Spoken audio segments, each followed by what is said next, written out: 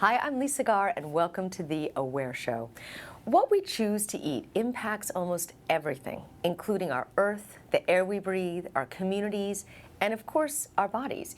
Even the small choices we make can make a huge difference. Ocean Robbins is the author of the 31-Day Food Revolution that reveals the secrets the industrialized food industry does not want us to know, and at the same time gives us tons of useful information to help us make more informed choices in the way that we eat. Welcome, Ocean. Thank you so much for joining me. I'm so glad to be here. Thank you, Lisa. You have made such a difference on this planet. I just want to say thank you. You really have, with all of the work that you've done and the information to broaden our awareness, it's really made a big difference. So let's talk about how and where we would start. With all of the choices that we make, what do you think is the best place to start in just to begin to make better choices? The number one best place to start is where you are. Okay. And then from there, you look at where you want to go. You know, you don't have to sign a purity pact in order to move in a healthy direction.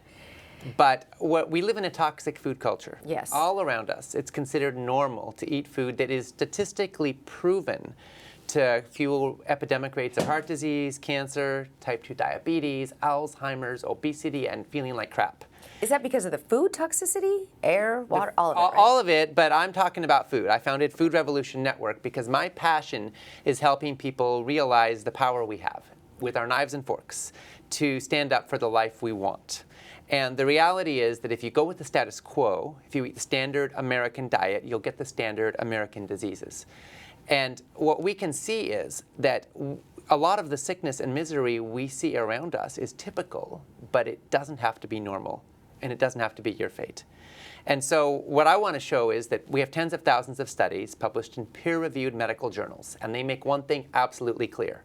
We can slash our risk of most of the chronic diseases of our times and extend our life by 10, 15, maybe 20 years just by making the right food and lifestyle choices. That is huge news, because most people would think that it's genetic, or that it's right. fate, or that it's hereditary. And there are choices that we can actually make an impact in all of the disease that we experience with our food choices. It's so true. I mean, heart disease is the number one killer on the planet. 14 million people died of heart disease last year.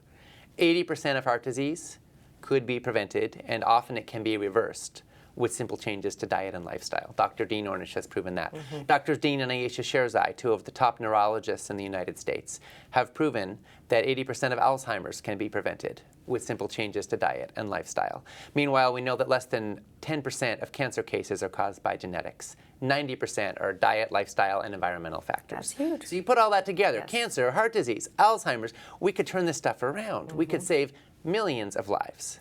Okay, so the standard American diet consists of what, and what are you proposing?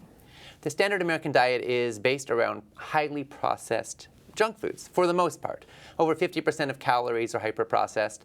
34% come from animal products in the standard American diet. And we're left with about 6% fruits and vegetables. 6. Yeah, and I'm saying we need to flip that on its head. Yes. You know, the data is clear. The more vegetables you eat, the healthier you are going to be. Now, some people say, oh my God, but I don't like broccoli. Right. You know, right. and that's an issue, right? The good news is that your taste buds can evolve. Yes. And actually, your saliva changes. This is an amazing thing most people don't realize. But if you eat vegetables regularly, your saliva starts to secrete proteins that literally change the taste. They get sweeter instead of and less bitter. Huh. And so it's habit forming.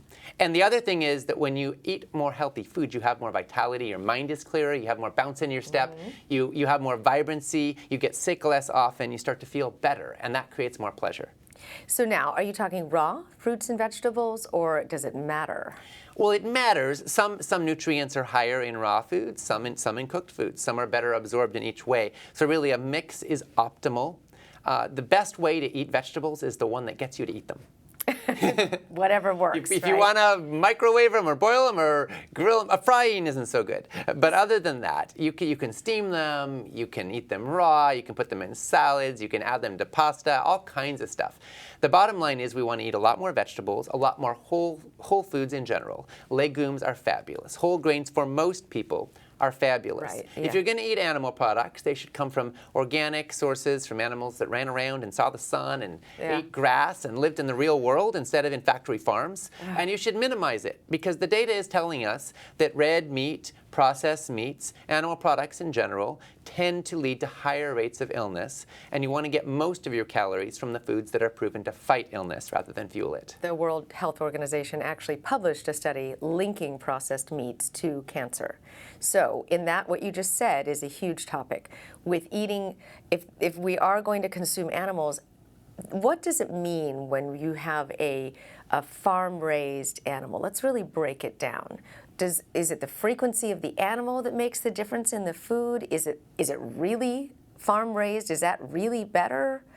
What do you know about this? Well, first of all, most of our meat, dairy, and eggs in America today and in the industrialized world as a whole is coming from what consumers call factory farms. The industry calls them concentrated animal feeding operations. And these are operations where animals are cooped up in terribly unnatural conditions. A friend of mine ran a chicken farm for many years in North Carolina, and he described the conditions there. These birds had less than 1 square foot per bird. They were bred to be morbidly obese, so by the time they were 3 months old, it was the equivalent to a human infant weighing 600 pounds. They couldn't walk. They were so fat, and they're sitting in poop all day long. Their feathers fall off. They develop sores. 5% of them die before they're killed. So there's dead chickens all around this warehouse of 20,000 birds. The stench is unbelievable. You've got all these birds that are sick, that can't even walk. They're sitting in poop that is changed every 3 years. And he is forbidden by contract from being able to open windows or give them any natural light, because that'll make them move and it'll bring down the feed conversion ratio. Animals that are raised in these kind of conditions, that are fed a totally unnatural diet, that are pumped full of antibiotics, sometimes hormones, are sick. And no wonder we get sick. If you eat a morbidly obese chicken, no wonder it's going to fuel higher rates of obesity in humans.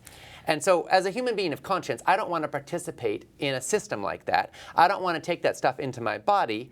And I also am aware of the data, and I know that it's not healthy for us. It's important to know the data. How much of the chicken do you think that is out there is in that category, or is it all chicken? Like 99%. Okay. And you've got a little bit of cage-free or pasture or free range, and that is a little bit better. But for example, with eggs, the average chicken has about 1 square foot per bird. With cage-free, they get 1.5 square feet per bird. With free range, cage-free right. Well, and they also are not in cages with a few birds. They're in bigger spaces with a lot of birds. And then with free range, they get 2.5 square feet per bird. With pasture raised, they get 80 square feet per bird. So the little picture on the egg carton with the grass field, there's it's a picture. It's a fantasy. Yeah, it's not where they came from. Yeah. So there are actual rules around this to 2.5 square feet per how many birds? 2.5 square feet per bird. Now, a bird's wingskin is 3 feet, so even in free range, they may not be able to spread their wings all the way open. But with pasture raised, they have 80 square feet. So if you're going to eat eggs, then pasture raised is the way to go. Now, the data is unclear. Are we better off, with all the information we have about the health consequences of eating animal products? If they're pasture raised, are they fundamentally better? Probably. But we do know fairly unequivocally that a whole foods, plant-centered diet is what most of the longest-lived peoples in the world eat. The Loma Linda Health Study looked at a community in Southern California where the people are predominantly vegetarian, whole foods, plant-based. They're Seventh-day Adventists in Loma Linda, California. They live 10 years longer than the average American in Loma Linda. And, in a typical busy city. That's right. And what they also find is that about half the population there is eating the whole foods plant-based diet, about half is not. So there's been a 30-year study called the Loma Linda Health Study, or the Adventist Health Study, looking at this. And they find that those who are eating the whole foods plant-based diet outlive the others by about 10 years. In the same city, same environment, same water, generally the same economic context. I know where Loma Linda is, and yes, it's just it's a suburb. And that makes it, so there's so much more information like this now, which is available to our doctors. So doctors are now starting to prescribe a plant-based diet if somebody has health risks and heart disease and so forth. So it's really starting to catch on to the medical community. I think it's catching on fastest with cardiologists. Okay. Dr. Dean Ornish really led the way in proving that a whole foods plant-centered diet, along with stress reduction and exercise and cessation of smoking and strong social ties, could reverse heart disease. And so that's being recognized. Unfortunately, most doctors are really behind the curve on this because they're not learning about it in medical school. Yeah. You know, the reality is that you've got to follow the money here. The big money is not in nutrition. If you could get as much money for prescribing broccoli as for prescribing chemo drugs, we'd probably see more broccoli and less chemo. But the reality is that right now in the United States, the average physician gets 19 hours of nutritional education in their entire medical training. And most of that is on the symptoms of specific vitamin and mineral deficiencies, not on how to help patients eat well. In a way, I can understand that. My father is a physician, and the amount of hours to research what you're researching, he wouldn't have enough time to also research the medical journals and research and studies that are coming out. So it's a balance. It's a balance, and food is the foundation of health. You know, and he was always being a surgeon, so yeah. Absolutely. You know, if you drive your car into a brick wall, the death certificate might say impalement by brick wall, but you know and I know it was actually crappy driving. And similarly, if you get heart disease or cancer or type 2 diabetes or Alzheimer's or autoimmune disorder, that might be a cause of death potentially for some people, but I think it's a symptom. The reality is the cause is actually a diet and lifestyle pattern that makes one of those diseases fairly inevitable. Now, we don't necessarily know which one or quite when it will strike. But if you can reverse 80% of heart disease, 80% of cancer, 80% of Alzheimer's just by eating better, it's amazing. And my goodness, shouldn't we be doing something about it? Yes. And we spend so much money in our nation on disease symptom management. 19% of gross domestic product is going to medical care. We call it health care. That's a euphemism. It's not about caring for health. It's treating symptoms of disease. So think about how many trillions of dollars we could save just by eating more broccoli and, you know, cabbage and carrots and onions and mushrooms and rutabagas and all these other fabulous foods, and eating less of the hyper-processed junk. So let's talk about genetically modified vegetables. How many of our crops are now 100% genetically modified? So right now, the main genetically engineered crops are corn, soy, canola, cotton, and sugar beets. Okay. There's also some alfalfa. There are a few others, zucchini, Hawaiian papayas that are starting to kick in with GMOs. But the main 5 are still those 5: corn, soy, canola, cotton, and sugar beets. And so most of those crops are genetically engineered in the United States right now. And the corn is used for all kinds of things, not just corn on the cob, but we're talking about high fructose corn syrup, we're talking about cornstarch, we're talking about all kinds of different emulsifiers and additives. So processed food ingredients, same with soy.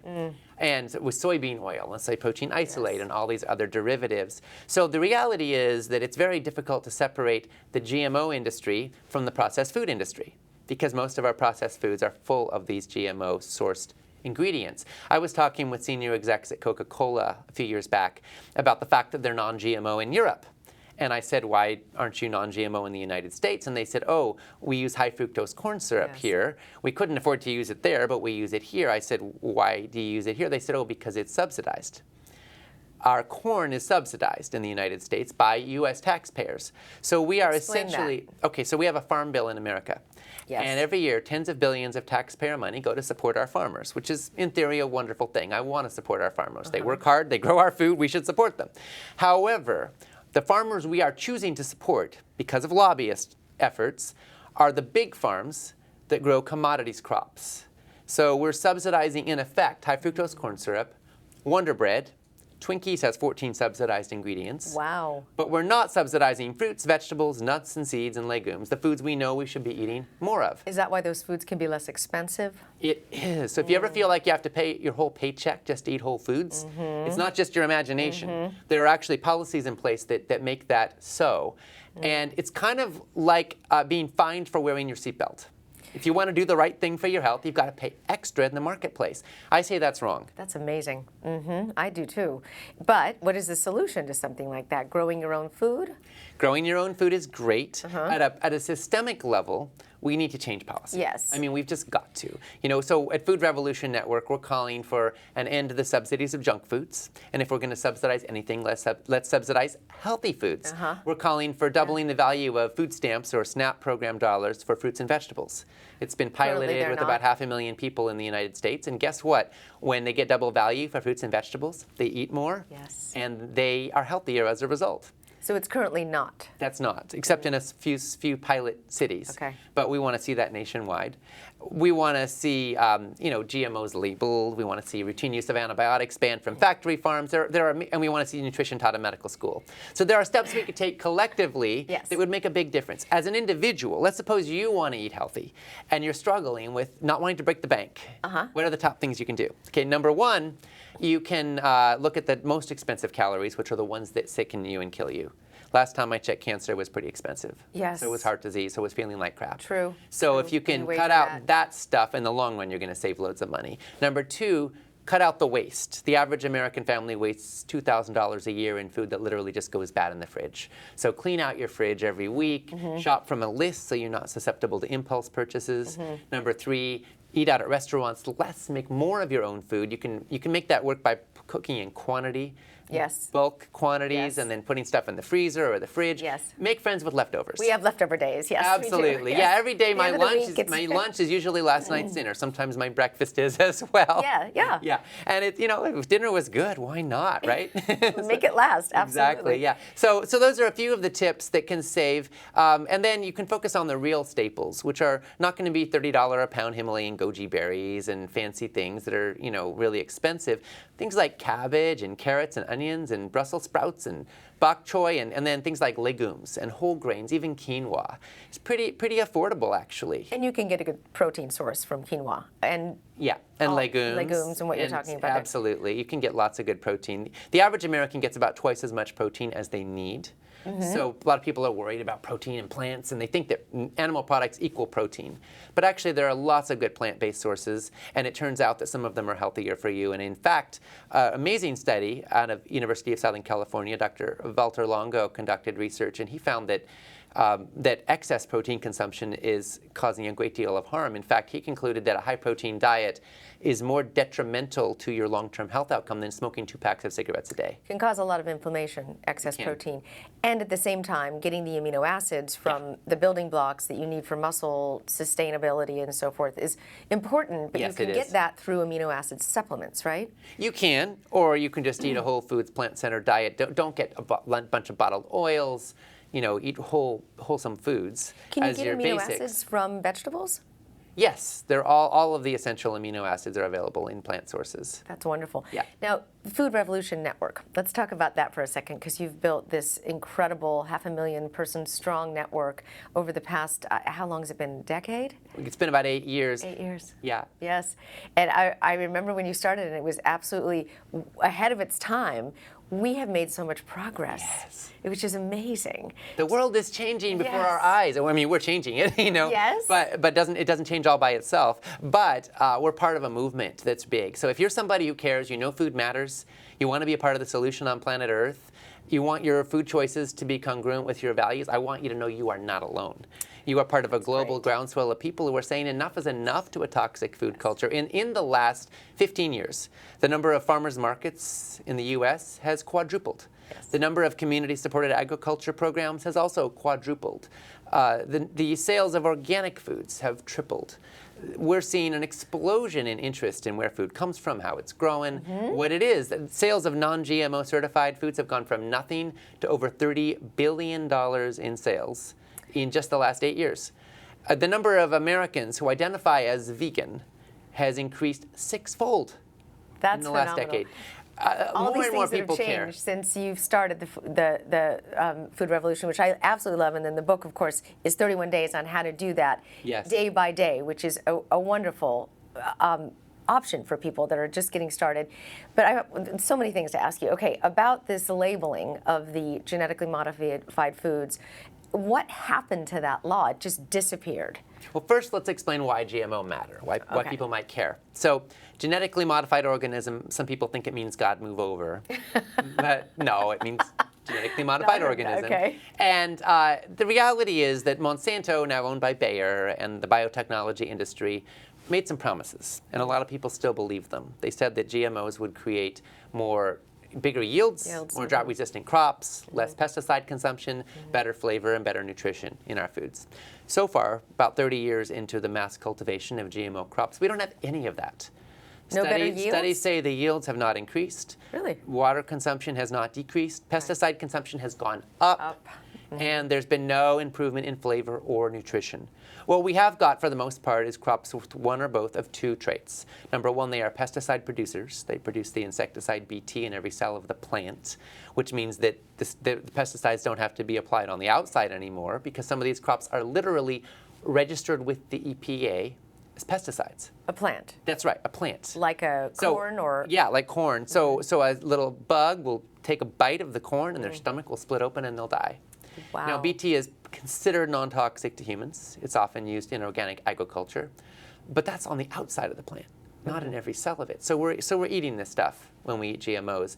And number two, they are herbicide tolerant. So glyphosate, which is the primary active ingredient in Roundup, is being sprayed in massive quantities on our croplands now.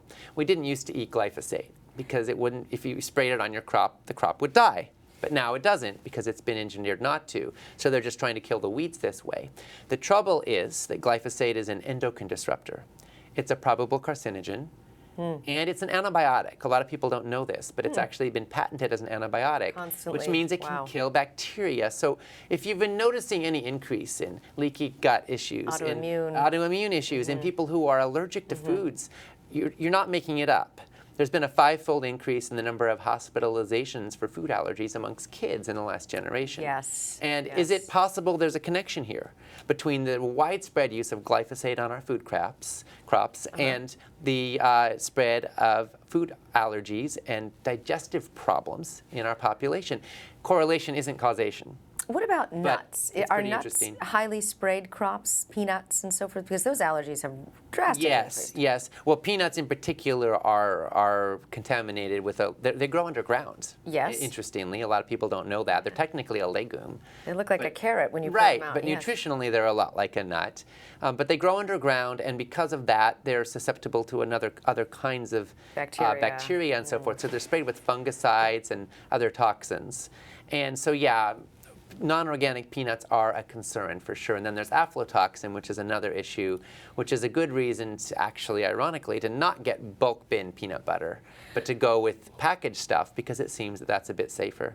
Interesting. So you did a whole entire summit on GMOs. Yes. You did a whole mini summit on GMOs, and then you do once a year a Food Revolution Summit. Yeah.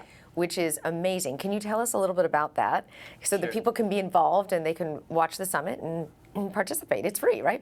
It's totally free. Every year we host a Food Revolution Summit, and we interview 24 of the top food experts on the planet. Amazing. And we share the cutting edge insights. What do you need to know now about what's happening to your food and what you can do about it? It changes so fast. It changes. Every year there's new studies, new information, new issues. Frankly, there's new myths to bust because the number of opinions about food is just crazy. And, you've got people saying, never go more than 3 hours without eating. You've got people saying take 16 hours a day off. You've got people saying the keto thing. Keto. You got saying plant-based keto. You got saying vegan. You got saying low protein. You got saying high protein. Everything under the sun. And the reality is, we want to say, what does the data tell us? What does the actual study say? And if we don't know something, we don't want to pretend. But there's a lot of evidence right now that points in some pretty consistent directions. Yes, you can spin the data different ways if you want to, but what do thoughtful researchers who aren't hired by industry actually think? So we interview some of these top experts, and we don't just look at health, we also look at the other sides of food, which is its impact on the planet, its impact on culture and communities. Because what you eat is a vote for the kind of world you want. Do you want to reverse climate change? Do you want topsoil for future generations? Do you want animals to be treated with respect? I do. These things matter to me too. And I want to make my food choices congruent with my values. So that's one of the things we focus on in the Food Revolution Summit, which we host every year. You can go to foodrevolutionsummit.org if you want to check it out. Whether or not we're having a summit right now, you can still learn more, actually sign up right there and be notified whenever we have one in the future. And maybe have access to past summits as well? That's right, absolutely, yes. All right, we're going to take a look here at the Food Revolution Network that Ocean Robbins founded. Take a look.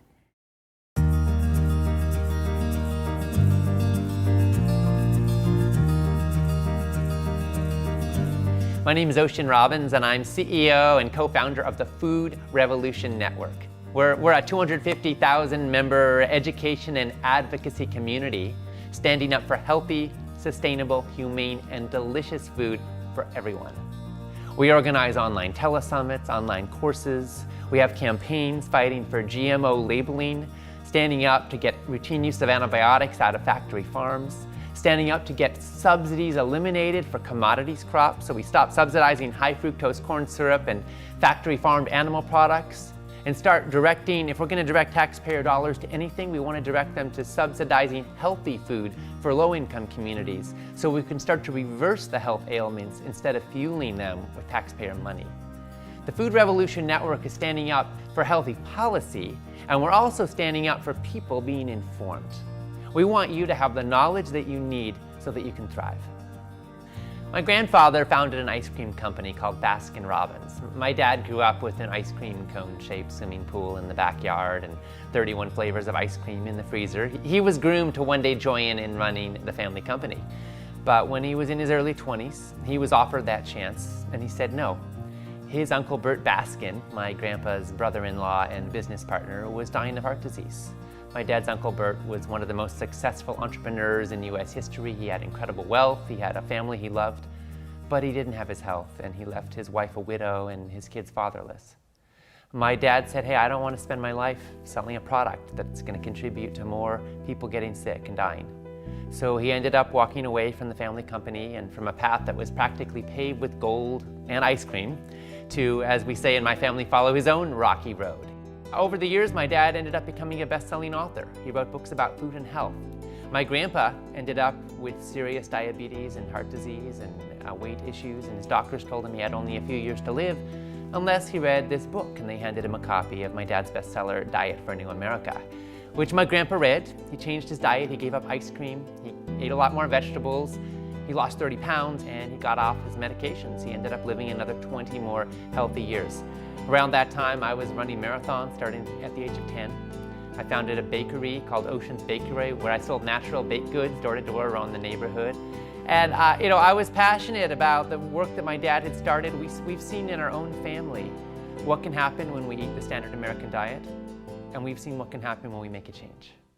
When I was 16 years old, I founded a nonprofit organization called Yes, and we traveled the country speaking to school assemblies about the environment and social justice and how youth could be leaders in making the world a better place.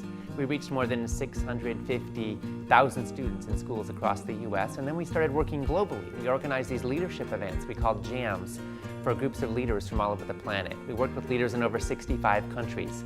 I've facilitated dialogues between Israelis and Palestinians and Syrians and Iranians in the deserts of Jordan. I've facilitated peacemaking dialogues between blacks and whites in the southern United States. I've worked with a lot of different communities. And what I've seen is that everywhere I've gone, everybody eats. And as I traveled the world, I saw that the American diet and the American lifestyle were being exported all over the planet, and people are dying because of it. All over the world, we're seeing more and more McDonald's and Coca-Cola and junk food and processed food. As people are leaving their traditional diets and their traditional ways of life, their waistlines are expanding, their disease rates are going up, and their life expectancy is actually going down. When I think about the future that my kids are going to grow up into, it gives me a whole new perspective on life. Because now I'm not just thinking about the next few years, I'm thinking about the next generation and the generations to come after that. And it fills me with this deep sense of commitment and passion, because I want my kids to have a healthy world to live in. I want them to have a stable climate. I want them to have drinking water. I want them to have a healthy planet. And you know what? What we eat doesn't just affect us here and now. It affects the future viability of our species to be able to live on this planet. What we eat affects whether or not we're going to have water, whether or not we're going to have a climate that's stable. And so I'm so passionate about food because I want my kids and your kids to have a healthy world when they grow up. We've gotten to interview people like Paul McCartney and Dr. Jane Goodall and many other inspiring, brilliant leaders. And for me, the opportunity to learn from them has been extraordinary. Because as we've had these conversations, as we've interviewed them and then shared their voices with hundreds of thousands of people around the world, I have seen how much we know. There's this myth that healthy eating is confusing. that everybody's pointing in different directions and no one knows what to do. You know something? That's been a manufactured myth. We've got a media that is basically thinking that anything that they've already said can't be said again. So sensationalism rules the day. We've got a food industry that is profiting off of people being confused. We've got a healthcare industry that is profiting off of people being sick. And we've got a political establishment that is fundamentally more accountable to donors than to voters. And you know who are the donors? Are the people who are profiting from the status quo. So in this context, what's more important than ever is that you and I get informed, get empowered, so we can truly take our health and our food choices into our own hands. The beauty of the food revolution is we don't have to wait for McDonald's or Coca-Cola or the US government in order to take a stand, to take action, and to be healthy. We can claim our health right here and right now.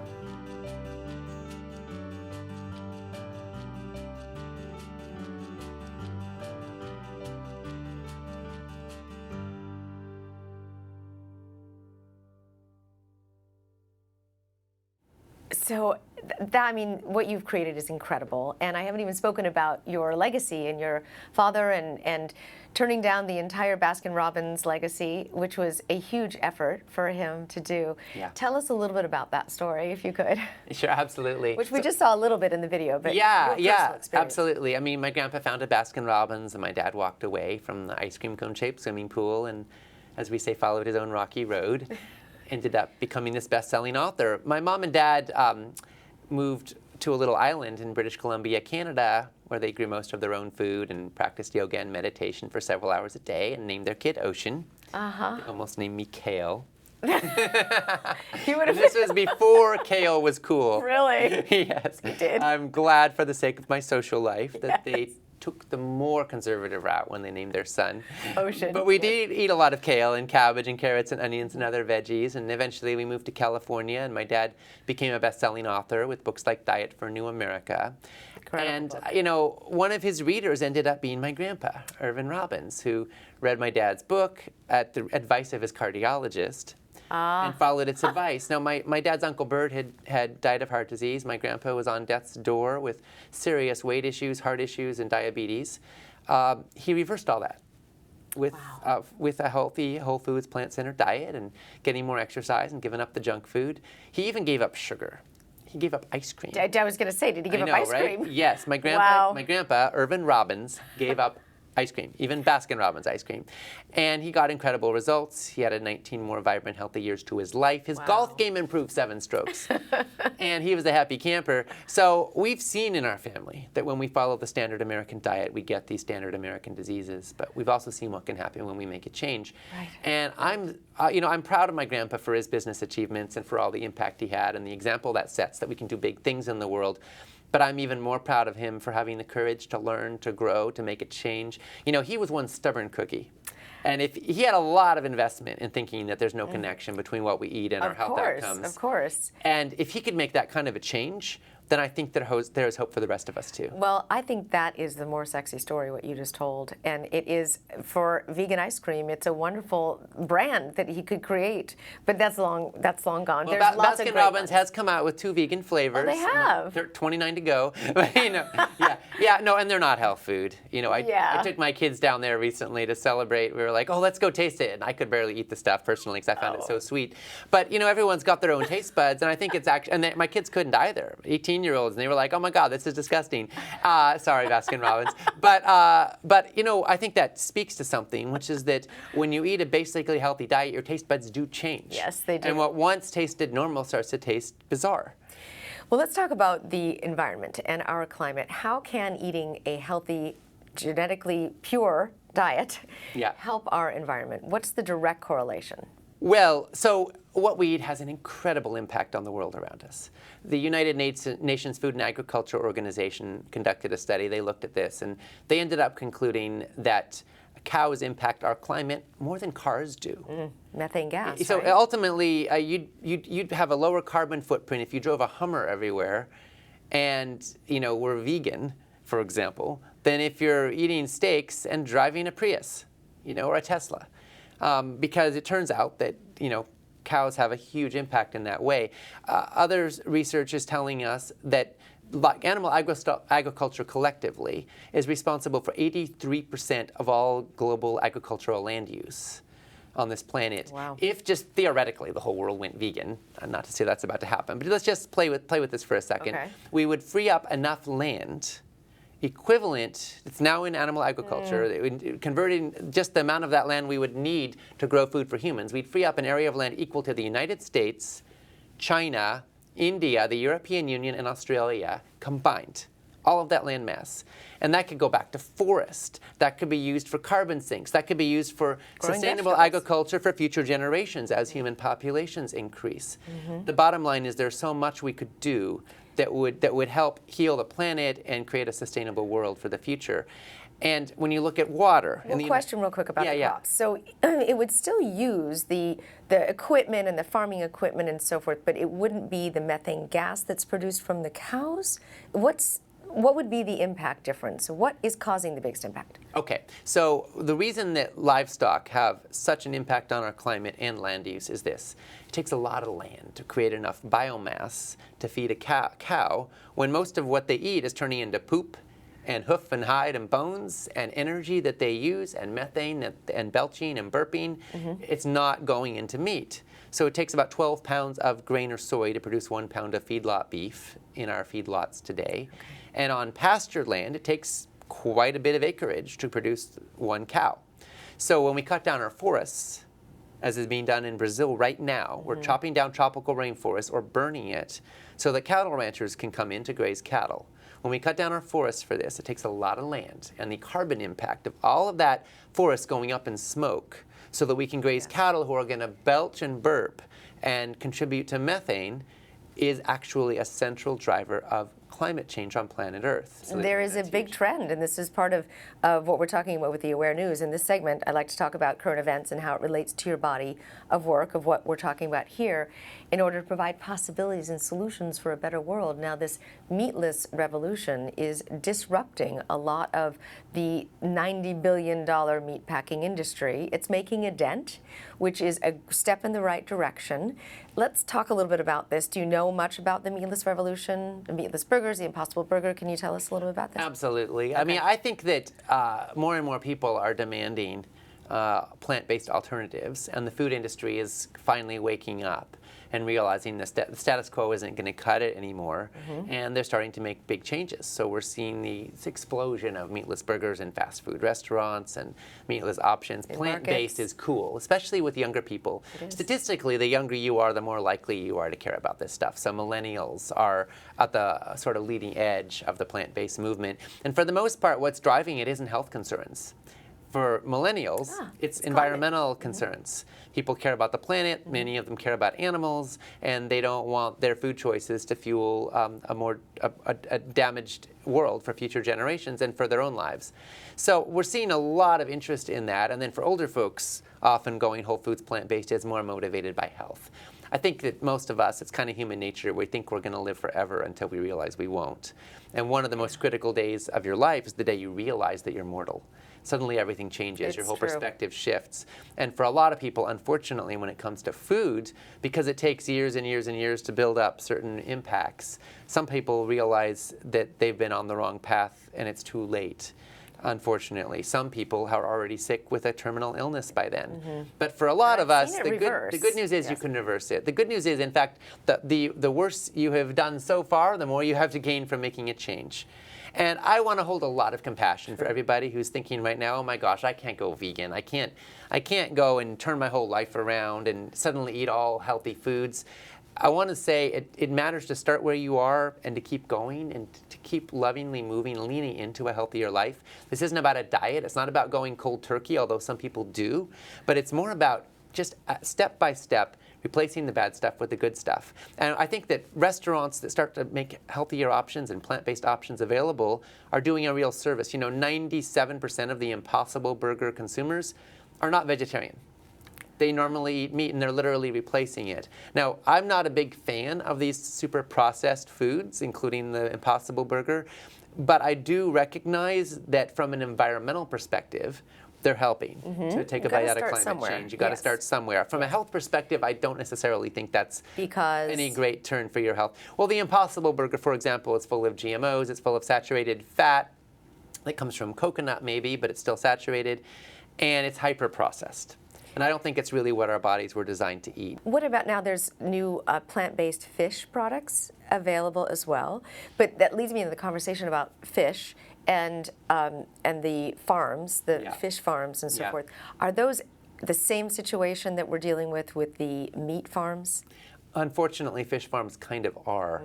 Salmon, for example, into conventional salmon farms. Farm-raised. When they're and a wild salmon's a different thing. Yes. But farm-raised salmon, there's a feed conversion ratio of about 5 pounds of fish to 1 pound of fish. So we're strip mining the oceans, and we're feeding a lot of the various fish material, making it into fish meal, which we're feeding to these salmon. It takes 5 pounds of food for them to produce 1 pound of salmon flesh. Oh. So it's kind of like a protein factory in reverse. And they're in close quarters, so they get sick. So they're actually putting antibiotics into the water. Of course. So that the salmon be will bacteria. stay alive. And then their skin, their flesh, they're not eating their natural diet, so their flesh is gray. So they're putting pink food coloring into the water so that they'll be pink. And when you eat that stuff, it's higher in heavy metals, it's higher in various toxins. It doesn't have as much of the beneficial omega-3 fatty acids, more omega-6s. It's not the same food. Yeah. And there are still some health benefits even to farm-raised salmon. But if you're going to eat salmon, I say go for wild if you possibly can. Yes. It costs more. And our oceans are finite. We're realizing that today. We've been strip mining them, and we can't afford to eat fish at the level that we are right now. Future generations won't have any oceans with fish in them the way we're going, because we're using it all up. And they need a certain amount of fish to reproduce, to make more for future generations. It doesn't just happen all by itself. We have to leave fish stocks in place. So even the Atlantic salmon are disappearing? The Atlantic salmon are all farmed at this point when you buy them in stores. But you know, some of the other salmon can be wild. So it would be wild-caught salmon if you were to buy salmon. For your health. For your That's health. right. From an environmental perspective, it's all kind of problematic. But wild's a little bit better as long as it's in moderation. So can you talk a little bit more about the fact that we're stripping our oceans of the fish? It's a big topic. It's a big topic. I mean, we're dumping plastic and toxins into our ocean. We're treating them like a toilet bowl that we can never flush. And we're strip mining them and pulling fish out of them in ever-increasing quantities. The world's appetite for fish is voracious, and it's growing. And our oceans can't handle it. They're big. But they're not able to handle it, especially with all the pollution that's going into them now. So we've got to start recognizing that our resources are finite, and we have a responsibility as humans to be good stewards of this planet, to treat it with respect. And if you're going to eat fish, then yes, go for the sardines, the smaller fish that are going to be less high in mercury and heavy metals, that are wild, herrings, you know, also. Anchovies are small. Interesting. And then salmon also happens to be pretty low in mercury, especially when it's wild. Right. You want to steer clear of the swordfish and the tuna, actually, and the shark, the really big fish, because they have very long food chains. So what happens is a little fish eats a little baby fish, and then any toxins that little baby fish consumed accumulate in the little fish. And then a bigger fish eats the little fish, and it gets all the toxins from all the little fish that it ate. And eventually, by the time you get to a tuna or a shark or one of the really big fish, there are thousands and thousands of fish downstream from it, so to speak. In fact, probably tens of thousands. And so all of their toxins get accumulated, and they can have levels of toxin that are way higher than the ocean water they're swimming in. My goodness. Well, in terms of the impact of the plastics and the waste, when you eat a plant-based diet, you have far less of that, especially if you go to a farmer's market where you bring your own bags. Yeah. You wind up having zero waste. And it's a phenomenal difference. It's a phenomenal difference. It's so true. And I want to invite you to just think about every bite you take is a vote. You're voting for the health you want, and you're voting for the world you want. And it is maybe the most powerful vote you can ever cast. And the good news is when you choose to eat more real, whole plant foods, you're voting for a future without heart disease and cancer and Alzheimer's. You're voting for more vitality. You're voting for less obesity. And you're voting for a brighter future with more water, more topsoil, more land, a more stable climate for future generations. I'd call that a win-win-win. Yes. Can you tell us about fair trade and explain what that is? Is it better to buy fair trade? Absolutely. So fair trade is something I'm quite passionate about. Okay. I'm of the belief that people who grow our food should be paid enough to feed their own families. Okay, that's what that's about. And I believe that when they're desperate, when they're forcing their kids into the farm and taking them out of school, or worse yet, when they're enslaving children in their operations in order to try to cut costs so they can pay the bills, I believe that that's bad for the consumer as well. I believe that farmers who are desperate are more likely to use illegal pesticides. They're more likely to cut corners. They're more likely to produce inferior crops, and that's bad for us. But even just ethically, I don't know anybody who wants to support child slavery. Right. And so fair trade is a way that there's a third-party certification that says, hey, this product was produced by farmers who were paid a living wage. Enough, not necessarily a lot. We're sometimes talking about $2 a day instead of $1 a day. But that can make the difference between dignity and extreme poverty for a lot of people. In West Africa right now, there are millions of families that are in desperate straits in the chocolate industry. Kids by the millions who are working in the fields instead of going to school because their families cannot afford to pay the bills and keep food on the table without producing enough chocolate to sell to be able to make ends meet, and they need the kids in order to pull that off. So the kids aren't getting an education. They're being robbed of their future because the big chocolate companies aren't paying them a living wage. So I want to see an end to that. And when you go organic, you're saying no to all of the Ivory Coast slavery chocolate because organic isn't coming from there, it's coming from Central America. And when you go fair trade certified, you're definitely saying no to it. So organic and fair trade certified is really the gold standard there. And I love chocolate. I think it's delicious, and it actually has some real health benefits. But I go for dark chocolate. The cacao does. I go for dark chocolate, not abundant, so it's lower in sugar and milk products. And I want to go for fair trade every time. And the same is true with coffee. It matters with bananas, all these tropical crops. I think that in the United States, we need something similar because even in the U.S., we have some terrible conditions for a lot of our farm workers. Yes. Unfortunately, Yes. there hasn't been as much attention paid to certification around that yet.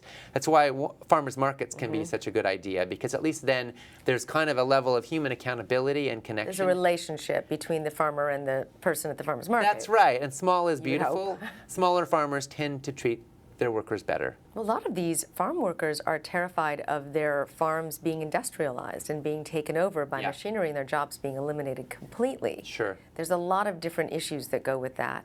So yeah, and farmers are working their butts off. I mean, Yes. let's face it. And a lot of them are not paid well. We don't treat our farmers very well. You know, we need to actually think of them more like doctors. You know, our farmers and our pharmacists have a lot in common. That's And interesting, we need to yes. look to our farmers for our nutrition.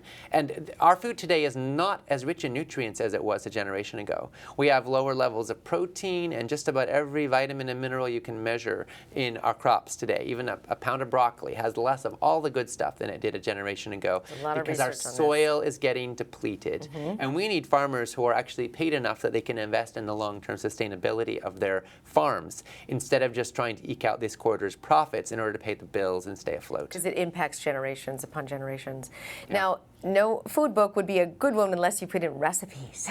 Oh, I love food. I know, and that's why these cooking shows are so popular. So can you give us some good vegetable-based recipes? Oh What are my some of your gosh, faves? there are so many good ones. Okay, well, I'll tell you my favorite breakfast. Okay. Okay, so I take some chia seeds, which are rich in omega-3 fatty acids and protein, and I soak them overnight with some kind of a soy milk or a nut milk or something like that. Okay. You can make your own, or you can buy some, or you can use a yogurty kind of thing, or make your own or buy it. Soak that overnight with some blueberries. I use frozen because it's a lot cheaper. Okay. And I put like a half cup or 3/4 of a cup of blueberries. I really go big on that. Uh-huh. Put in maybe a tablespoon of maple syrup just to make it taste amazing. Teaspoon of vanilla. Stir all that up. Sometimes I'll add a little bit of cinnamon or nutmeg or something for extra seasoning just to make it Yes. interesting. And then the next morning, I've got this amazing porridge. And here's what I'm getting. I'm getting an amazing dose of omega-3s, huge bunch of protein, all the flavonoids and antioxidants from the blueberries, which can help fight cancer and Alzheimer's and And all this vitality is just an amazing way to start the day. Not to mention the fact that I pre-pack it, put it in the fridge, and it's ready to go. Yes. On the roll, anywhere I happen to be. This is great for students. My daughter's been doing this. She makes breakfast at night. Yeah. And she puts it in the fridge for the next day, and it lasts all week. And it lasts in her body a long time because of school, which tends to put you in such an early time, and you don't eat until 5 hours after you've been there. That's right, exactly. Yeah, so that's a big one. Vegetables, there's so many wonderful ways to enjoy them. You can steam them, you can grill them, you can broil them, you can saute them. You can, learning to love vegetables is one of the greatest keys to success if you want to be healthy. We need to learn to love the foods that love us back. I think most of us with food are kind of in love with the wrong guy, Well, we've gotten so far removed from it. We've gotten removed from our farms. We're shopping on the outer edges of the markets mostly, which is good, but we're still in the market. Yeah. And you really can't mess up a vegetable dinner. I mean, you can't really mess it up, except you could overcook them, right? And sure. Oh, you can overcook them, and you can fry them, and some people don't season them enough. I think spices are one of the great keys to loving healthy food. They're actually healthy for you, and they make your food taste better. So learning to make friends with your spice cabinet is really key. What about the non-stick cookware that is out there? Can you talk to us about some of the dangers of that? Yeah, it's a problem. So most of the non-stick cookware that we see today is coated in substances that break down under high heat. Well, what happens when you cook? You get high heat. Yes. Environmental Working Group concluded that in 5 minutes of typical use, the consumer is getting their pans to a temperature beyond which manufacturers say you should not go. Oh. And we have hundreds of birds every year that die in the United States because they're housed in houses that are using non-stick cookware, and they're susceptible to the gases. So a lot of vets will tell you, don't use those things if you have a pet bird. Well, you've heard of the canary in the coal mine? Yes. Birds will die first, and that's how you know that it's unsafe for humans. It doesn't take a coal miner to realize that if something's killing hundreds of birds a year, it's probably not good for the rest of us either. These toxins go into the air. They can cause asthma. They could cause cancer. And so what's the best alternative? Well, some people use cast iron or stainless steel, but there's a new generation of non-stick cookware coming out now that doesn't use Teflon and the other dangerous coatings. One is ceramic coated. Non-stick. Ceramic is not going to break down in that same way because it's actually based on earth materials. And the other is enamel-coated cast iron. It's a very thin pan. It doesn't have the weight of a typical cast iron, and it can actually go in the dishwasher. It's much more robust. You don't have to season it like you do with regular cast iron, but it has some of the benefits of cast iron, and it lasts really well. And then stainless steel for your main pots. If you're cooking pots. Stainless steel is probably best, but it does stick a bit. Yeah, if you're doing frying or something, then you want to use a nonstick pan, and that's where I recommend the enamel-coated cast iron or ceramic-coated. Okay, so I've seen, the copper pots are out there. Now there's a new diamond one that you can get diamond-coated. Diamond-coated? Okay. Yes. I don't think it's real diamond, but they're just blue. And so I look at this because it is definitely a problem. That coating goes right into your food, and it's obvious. And the other big one is plastics. Most people are storing their food in plastic. They're putting their water in plastic. Right. They're even putting hot foods in plastic. So if you have any plastic storage containers, do not put them in the dishwasher. Do not expose them to sunlight. And if possible, get rid of them. So in our home, we use two types. We use glass with a little plastic snap-on lid, or we use stainless steel containers that have snap-on lids with silicone seals for traveling on the go. Now, in the fridge, you want to be able to see what you got, so glass is better. But when you're on the road, glass can break, and it's heavy, and that's where stainless steel kicks in. Do you like the stainless steel water bottles? Do those leach at all? Are they okay? They're good. Stainless steel is good. Okay. You don't want it lined with something else. Okay. But if it's pure 100% stainless steel, that seems to be safe and good, and it'll last a long time. Get away from the plastic water bottles. I don't care if it's BPA-free. They're replacing BPA with other stuff that turns out to be just as bad. This stuff is endocrine disrupting, it's cancer causing, it's a whole host of problems. So stainless steel is much better for that. You don't have a lot of detoxing in your life, do you? Because you just eat a really clean Yeah, sometimes people say to me, are you a fan for detox of, Right. chelation and infrared saunas and Right. high doses of vitamin C? And I say, you know what, some of those things may have value for some people, but the best way to detox is to not toxify in the first place. Yes. So if you don't eat the junk, you don't have to clear it away. Now, still, intermittent fasting could have some benefits for a lot of people, and other forms of detoxification. You probably have been exposed to some toxins in your life, and your body Flying, may everything, yeah, benefit travel. from helping get rid of some of that stuff. But when you eat a fundamentally healthy, wholesome diet, your body knows what to do. Your liver's pretty good at detoxing. It knows how to do it if you don't overwhelm it and you treat it right. So you don't do a lot of supplements or additions to your food. You just find the organic, clean, healthy foods. That's right. There are 3 Cook them supplements that way. I recommend for almost everybody. Okay. Number 1 is vitamin D3. Unless you get about 20 minutes of sun per day on most of your body, then you're probably deficient in vitamin D. Our ancestors got it that way. Most of us don't today in the modern world. Vitamin D3 seems beneficial. Number 2 is omega-3 fatty acids. Unless you eat salmon, sardines, and other high omega-3 fish regularly, which has its own downside as we talked about earlier, then you want to get some omega-3 supplementation. You can do fish oil, but I recommend algae-sourced DHA and EPA. Okay. Which is good for your brain, it's good for your heart, it's good for your overall system. And then number 3 is vitamin B12. 22% of the American population is deficient in it. There's no B12 in vegan food sources other than a few very specific things. And that's easy to get. But it's easy to get. Yes. And Under the tongue. the older you get, the less efficiently you are likely to metabolize it. Some people make it in their own gut, but not everybody does. So just take it, take a little supplement every day, and you'll be good. Well, thank you so much. This has been so informational. Great tips, great information. Thank you so much for everything you're doing. And if you go to the Food Revolution Network, you will be able to check out all of the past summits and the next ones coming up every single year right there for you. That's right. Foodrevolution.org is our website. We have hundreds of blog articles with lots of great information. Check out 31 Day Food Revolution. That's my book. I wrote it to give you the tools you need so you can thrive and put all of this into action in your life. Thank you so much, Ocean, and thank you so Absolutely. much for being a part of this show. I'm Lisa Garr, and until next time, I invite you to stay aware.